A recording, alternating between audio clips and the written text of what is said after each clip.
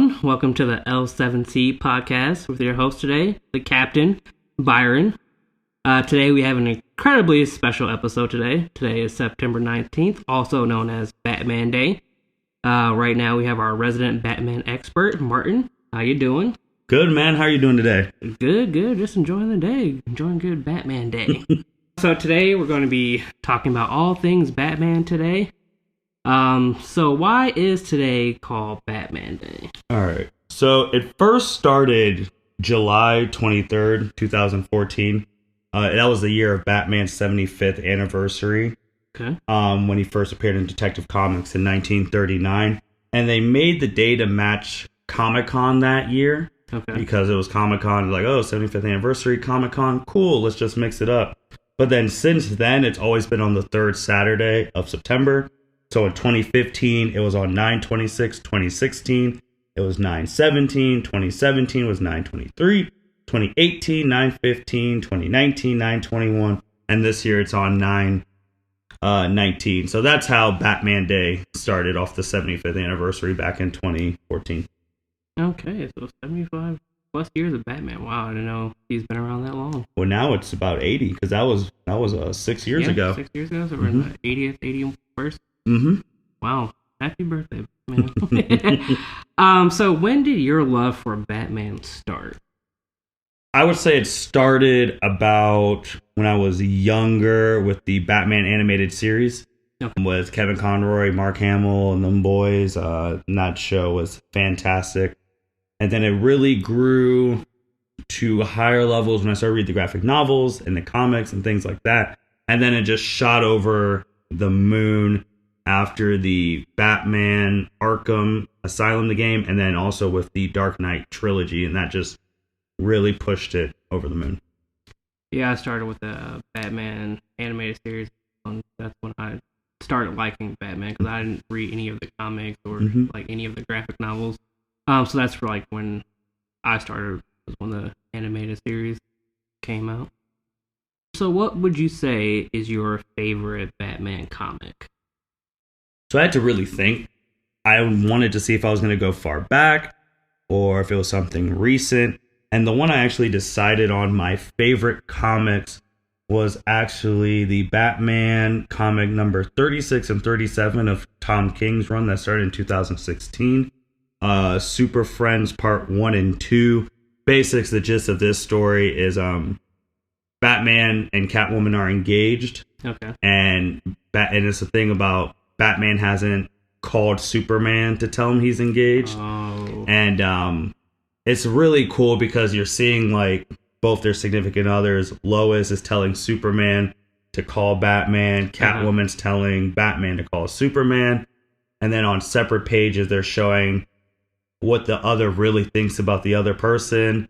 Batman saying, "Who am I to him? Why should I call him to tell him I'm engaged? I'm nothing. He's like the savior of the planet." And then Superman saying, like, "Who am I to him? Everyone wants to be him. He was the one who lost his parents." And like they're telling each other's backstories for their significant other. And it's super cool. And then when they get to the point, they both say that the other man is a better man than he is. And iconically enough, they both end up in the same spot. They were both going to the same location. So then now with them all meeting, it was an awkward silence. Then the girl's like, "Oh, I'm Selena. I'm Lois." And then the next chapter, they go on a double date to a carnival where you can't get in the carnival unless you dress up like a superhero. Okay. So they don't dress up as themselves, they dress up as each other. Wow. So Bruce goes as Superman and Clark goes as Batman, so they just give each other their uniforms. And then they're there just doing carnival stuff. Lois and Selena are there getting drunk, having fun. And then Batman and Superman are having this bet saying that Batman couldn't hit a pitch as Superman threw him a pitch. And then Superman's talking about, like, "You, out of all people, engaged?" And then he's like, "Well, when I fall, she catches me." Then Catwoman says the same line to Lois Lane. So then at the end, they're all having fun. They throw the pitch, and Batman actually hits the pitch. So it's really cool just seeing what they think of each other. And I would recommend anyone who's into the whole Batman, Superman, like friendship, rivalry, whatever, to really read that chapter to see what they think of each other. Awesome. I think you've shared that with our third group chat before that scene of them talking about each other and the respect they have for each other. So I would definitely want to read. And then what would you say is your favorite graphic novel? Graphic novel, I struggled. Everyone usually picks The Killing Joke, just because of the premise of that. Joker really explaining it only takes one bad day to ruin your life, which is true. And then other people always pick, out of that one, Batman Hush, the story of Hush. My one I would pick is Batman The Long Halloween. It's basically a year of the holiday killer where a person kills someone on every holiday. And it's Batman. If you've watched The Dark Knight, that scene where it's Batman, Gordon, and Harvey Dent on top of a roof. Yeah. That scene was taken out of The Long Halloween. Okay. So that's one of those things, connection there. But yeah, it's really cool seeing Batman try and solve who's been killing people on holidays every time. And then there are other villains. They're trying to break the crime syndicate in Gotham, like Sal Maroni, all of them. So that's probably my favorite graphic novel. And because it's Halloween in there, and Halloween's one of my favorite holidays. Awesome. I haven't read the Killing Joke graphic novel, but I've seen the movie. How different is the movie from the graphic novel? Well, first, the whole Barbara Gordon and Batman having sex is not in the graphic novel at all. Okay. That was just added. There was just so much added filler from they added into that movie. I remember watching that movie and an old lady's like, that's not what happened in the book. And I was like, yep, you're right about that. But besides that, yeah, the premise is still the same. Barbara gets shot by Joker, makes her paralyzed. Jim Heat takes Jim Gordon. It's all about him trying to show Batman that just one bad day can break you. So then you really see like their relationship. And it's also at the end where Batman catches Joker. It's one of the times that Joker actually makes Batman laugh. So it just shows their relationship. I mean, I enjoyed the movie for what it was. Like I didn't read the graphic novel, but I thought it was a good movie. And then I also will say, graphic novel wise, another top one's always the Dark Knight Returns by Frank Miller. Okay. Which revitalized comics in the late 80s, early 90s. So segue from Killing Joke movie. What would you say is your favorite Batman movie? So I split this up into two. I had animated and live action. Okay. Animated, Under the Red Hood. I think that story of Jason Todd, I think they adapted that perfectly into the animated movie. So that'd be my favorite. And then live action would be The Dark Knight. Just because, I mean, Heath Ledger, Joker, all the things that movie achieved going forward. When I think about comic book, even movies, I know we have like AD and like BC and stuff like that. Mine is before Dark Knight, after Dark Knight. Because superhero movies changed a lot after Dark Knight than what they were before the Dark Knight. Yeah. So that was the turning point of superhero movies. So that'd be my favorite live action and animated one. Okay. And I would say the Dark Knight did, like you said, did change comic book movies forever. Like it was a successful, like gritty comic book movie. Like before that, you never saw that. It was all like happy and just. But I think it, like I said, just changed the world forever. Yeah, because I mean, The Dark Knight was nominated for 8 Oscars. It won 2. It was the first superhero movie to eclipse $1 billion. Yep. It was the highest grossing superhero movie until 2012's Avengers. So, and then even 2008, when The Dark Knight's booming like that, people also forget that Iron Man came out in 2008. And that wasn't even the top superhero movie of 2008. It was The Dark Knight. The Dark Knight was the highest grossing overall movie that year. So it is a lot of history with that movie, and obviously the soundtrack with Hans Zimmer is just top notch. Hans Zimmer is a great so yeah, it changed the game. I mean, that's how the MCU was coming in, and they were going against that. And then when the MCU hit Avengers in 2012, that's also when The Dark Knight Rises was. So their only formal competition was heading out the door at that time. So. Yep. And then what would you say is your favorite Batman TV show? I think it's the animated series, the original one, Kevin Conroy, Mark Hamill, as I spoke about earlier. There's some other good ones that people sleep on, like Beware the Batman was only a season. That was good. The Batman, that's a good one. And then even if you don't count them as like Batman series, which they're not, things that he was in, obviously the Justice League cartoon, Justice League Unlimited, but those are top ones. But the animated series was the clear-cut best one. That's the GOAT Batman show. Mm-hmm. Mark Hamill plays an excellent Joker, and of course Kevin Conroy is the GOAT Batman. Mm-hmm. And then you talked about some of the Batman games earlier. What would you say your favorite Batman game is? I think my overall favorite just Batman game is Arkham City. And the second of the Arkham trilogy, the main one from Rocksteady.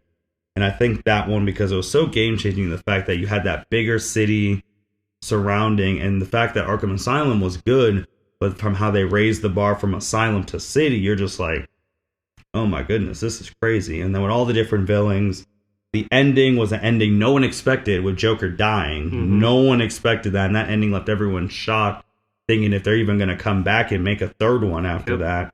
Combat was smoother, graphics were better. So Arkham City, I felt like was my favorite one. I really do like all of them, but just City sticks out. Origins gets a bad rap because it was made by Montreal, but I liked a lot of things Origins did. Uh-huh. Obviously the fast travel with the bat plane, and then also with Origins there was always, like, even after you beat the game, you could be traveling around and there'd be a random crime, and you'd have to go stop it, which is something that Spider-Man PS4 adopted. That after you beat the game, you could still fly around and stop random crimes, and they didn't have that in Arkham Knight, and I feel like that's the thing Arkham Knight lacked, because once you beat Arkham Knight and you did all the DLC, you're just in the city with a whole bunch of criminals, and you just randomly beat them up. Like, there's no, like, oh, someone's getting attacked, go stop a crime. Like, there's no other just random crimes, and I feel like that's what Knight needed, and that's what they should have took from Montreal. But Arkham City was my favorite one. I think the whole Arkham series just changed. Oh, yes. Video games. Mm-hmm. It's a great adaptation of Batman story. I enjoyed fighting all the villains. I think my favorite boss fight out of all four of them is that Mr. Freeze fight. Yes. Where you have to use different tactics to fight him. Mm-hmm. It was a great addition to the game. And then, like, the whole combat aspect, you see that combat in other games today, like the free-flowing. Like the Marvel Spider-Man game that came out, just free-flowing action made you feel like Batman. So I think the whole four of them are pretty good. Yeah, he changed the game. I mean, with the video games changed the game for superhero video games, and the movies changed the game for superhero movies. Like, he's a game changer. Like, when his stuff hits, it changes the whole culture around him. So even with Spider-Man PS4 improving on some of the stuff that Arkham series didn't have, and we're going to see what Gotham Knights does in 2021 on how it can improve on some things of the Arkham verse, and even the Suicide Squad game in 2022, which we don't know if Batman's going to be in. He should be in it. So we're just going to see how they keep improving.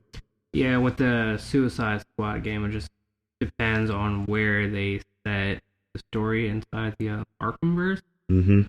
Because after Night, you play the game, then you know what happens to Batman at the end. Mm-hmm. So it will be interesting to see where they place that game in the arc. Mm-hmm. All right. And then, in your opinion, who is the best Batman? Well, before I answer this, I'm in a fans of Batman group on Facebook. Okay. Shout out to all of them. This question is always the most controversial question amongst any Batman fan, because their interpretation of the character is different for each fan because of each comic adaptation. And I've always had an issue with this, because people will post like a picture from something from the comic and be like, oh my gosh, this person looks exactly like Bruce Wayne in the comic. And I'm just like, well, that's a different artist. There's that. Anyone can draw them in a different thing. So this is always a hot topic. First, the definitive voice of Batman is Kevin Conroy. Yeah. I mean, he's just the voice. He's been doing it the longest. The animated series, the Arkham games, the Injustice games, some of the animated movies, the Justice League TV show. Like, he's the definitive voice of Batman. So you always have to do that caveat because he's Batman. Yeah. Now, my favorite, and who I deem as the best live action one, and they all have their goods and their faults, was Christian Bale, from the Dark Knight trilogy. The reason that he's my favorite and why I put him up there at the top is because he exemplified the dual personalities of Batman and the struggle of that, especially when he comes back in Batman Begins, trying to find the symbol. And then it's before his house gets burned down, and he's going out being Batman, and Alfred's telling him he has that name to uphold. It's his father's name, it's his grandfather's name. So it's just the Wayne last name is just as important as Batman. And even seeing how his consequences as Batman affect his life as Bruce Wayne in the second movie, when Rachel Dawes dies, and he's just like, I don't know if I can do this anymore. And Alfred's telling him that's the reason Batman was created. He could be the outcast. He can make the decisions no one can, the right one.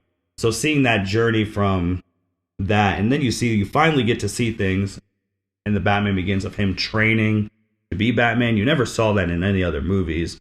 You just saw him, the movie happened, he's Batman, yada yada.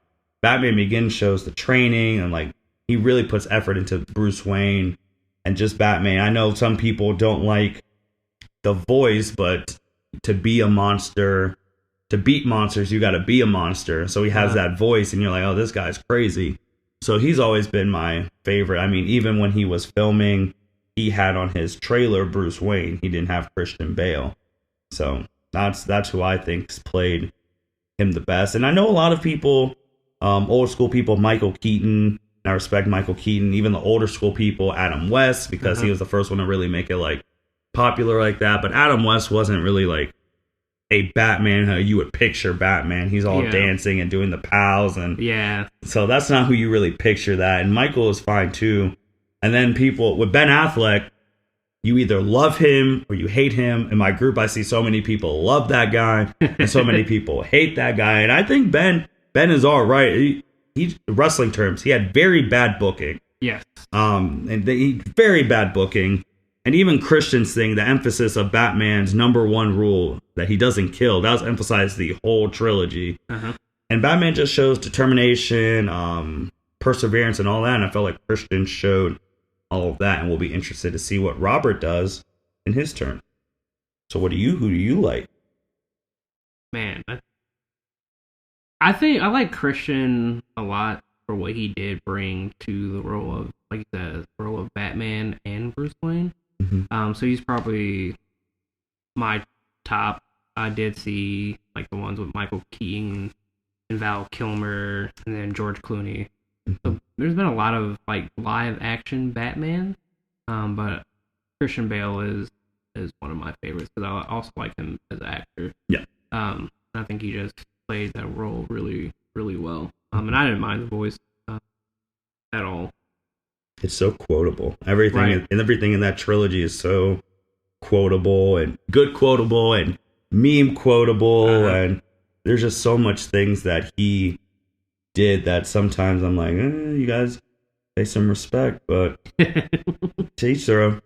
Like, when anyone says, besides Kevin being the definitive Batman, there's no like true definitive like actor with Batman. It's like almost the same thing as like Spider-Man, where it could be anyone underneath that mask. It's just, do you exemplify the determination, grit, perseverance of Batman, like the message of him? Then anyone could play him, and then it's just up to your personal preference. True. And what would be your favorite Batman villain? Well, the most iconic one is the Joker, obviously. He's the most iconic one. My favorite is Ra's, or if you call him Ra's or Ra's al Ghul. He is actually my favorite Batman villain. And the reason he is my favorite is because he is someone from the jump he already knew who Batman was. And he's someone that, if you even watch the trilogy, that Batman was kind of looking up to as a mentor, things like that. And he's not that much different, even comic-wise, than Bruce Wayne, that they both want to help and they have all these resources. They're both expert combatants. Everything is just Ra's is like an eco-terrorist and Bruce Wayne is not. And also you have that dynamic of one of your greatest enemies is the grandfather to your son. Yep. Since him and Raisha's daughter, Talia al Ghul, have the child Damian Wayne together. So you're like, that's a very funny, awkward Thanksgiving when it's a guy who's trying to blow up the world is the grandpa to your kid. So I've always liked Raish. My favorite one, I don't think I have a favorite one. Mm-hmm. I like Joker. I like Clayface. I like how they did Scarecrow in the Batman games. Mm-hmm. So I'll say those are my top 3. And then I think one that always needs to get some more respect, Mr. Freeze, because sometimes he's not even really a villain. Like, he just wants to save his wife. Yeah. And they make that known in the video games, too. And it's like, oh, you feel so bad. Feel so bad for him. I really hope they do another Mr. Freeze. Like live-action Mr. Freeze. Because they have the Arnold version. But I would like to see another version where it's more, I guess, like Arkham game. Definitely, absolutely. And then, what is your favorite suit? So I had 2 put down. The Arkham Knight suit that you get when you get Arkham Knight, you have that scene where you get the new suit. Uh-huh. That suit is fire. All the mechanics that go into it, some of like the Dark Knight trilogy stuff with the tri-weave, like all that stuff and the flexible plates. He looks menacing. He moves quicker. He's taking people down. He has the armor. Some people I do know like don't like it when Batman has some armor, which I get it, but it makes no sense if he doesn't, since he's immortal. Right. I mean, he's just he's not a normal guy by any means because of his skills and intelligence, but he's just a human being. So if he's getting punched by metahumans, you're going to need some extra padding. Yes. So that one. And then one that people don't talk about a lot is the Batman Insider suit. So the Insider suit is basically, it doesn't have like the bat ears or anything like that. Okay. It's basically a suit that has super abilities through high power technology. And I'm just going to read some of the abilities. It has a spectral mode for night operations, things like that. It also has a Speed Force mode designed by the Flash that gives the wearer limited access to the Speed Force. Wow. He has a Heat Vision mode, obviously inspired by the Kryptonian ability that it could shoot beams out of its eyes. Willpower mode, that's inspired by the Green Lanterns. That the suit possesses mounted energy weapon that mimics the Lantern's abilities. It has camouflage mode, inspired by Martian Manhunter, to be invisible. It has basically a lie detector mode, inspired by Wonder Woman's Lasso of Truth, so that there's a core that it could throw to you, and it's like connected to all these lie detectors to see if you're lying or not. Then it has like a flight mode, which is standard for a lot of meta class humans, and he hasn't worn it that much, but that suit has always been one of my favorite suits, and I wish I could see it in live action one day, or in a movie, or a game. Those are one of the things I wish to see in the future. Insider suit sounds very powerful. You're basically just a walking Justice League on your own. Yeah, the problem is it kind of runs on batteries. So you have to kind of plug it into the wall to charge. I guess that's the problem. I need a weak point. Right. Or just be overpowered. I mean, people wear that suit all the time. The only suit I know of is the Hellbat armor. Yes. So that one was forged in the sun by Superman, and it was forged by all his Justice League people so that Batman could fight larger scale threats.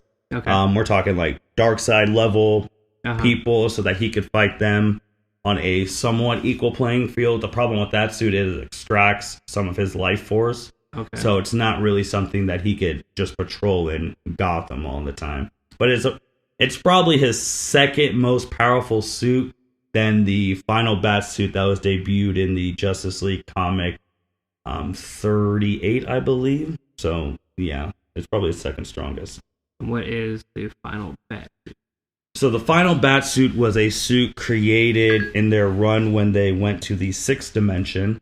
It was created by the Batman of that universe, and then our current Batman saw it with the World Forager. World Forager is the Monitor and Anti-Monitor's brother. Okay. So he's the one who slams his hammer and lets you know that a crisis is coming. And if you know DC, when you hear crisis, that's bad. You know it's about to go down. Yeah. So the final Batsuit has the ability to rewrite reality itself, cell for cell. Oh, wow. Yeah, and it's not like a suit where it's just like his normal like 6'1", 6'2" frame. It's like a Megazord type suit. And he's fighting the Justice League and he's taking it easy on him because he could just rewrite their reality if he wants to, but he's just stalling for time. So that is the most powerful suit. Don't know if we'll ever see it again, but yeah, that's the strongest. Well, I'm sure there'll be another Crisis.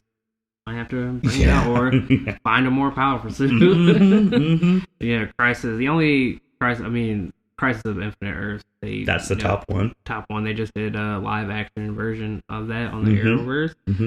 That was how I was introduced to the Crisis of Infinite Earths. But I would like to read that comic storyline just to see how it differentiates between live action and what was on the comics. Right. Oh, yeah. Crisis on Infinite Earths is obviously the biggest one. There's Final Crisis.